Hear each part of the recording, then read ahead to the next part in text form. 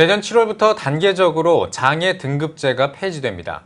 특히 시각장애인들은 복지 축소 부작용이 올 것이라는 우려의 목소리가 높은데요. 장애 등급제 폐지를 앞두고 시각장애인들을 위한 대응 방안을 모색하는 토론회가 열렸습니다. 유현석 기자입니다.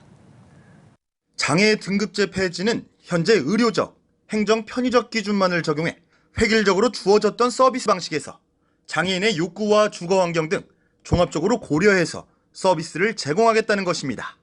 현재 문재인 정부가 밝힌 장애 등급제 폐지는 내년 7월 우선적으로 활동 지원, 보조기기 등 일상생활 지원 서비스의 등급을 없애고 종합 판정 도구를 적용한다는 계획입니다. 이후 2020년 이동 지원, 2022년 소득 고용 지원 서비스 등 단계적으로 종합 판정 도구를 활용하겠다는 방침. 종합 판정 도구는 현재 복지부가 마련 중인 상태로 아직 공개적으로 발표하지는 않았습니다.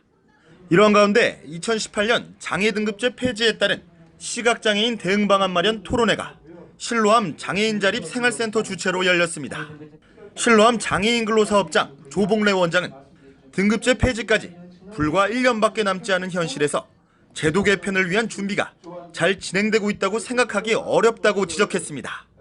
특히 민관협의체에서 회의를 하고 있다는데 어떠한 종합판정표를 사용할 것인지 대중에 공개된 사항이 거의 없다면서 과연 다양한 장애 당사자들의 의견을 민주적 절차 속에 충분히 담아낼 수 있을 것인가 하는 의문만 커진다고 우려를 표했습니다.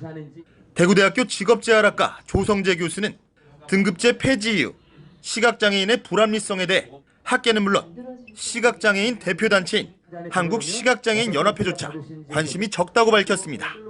50만을 대표하는 유일한 시각장애인 단체라면서요. 근데 그러면 그 보건복지부 사람들하고 어떤 정기적인 소통 채널을 만들어 놓든지 소통하고 연대하는 노력들이 좀 필요하다는 생각을 합니다.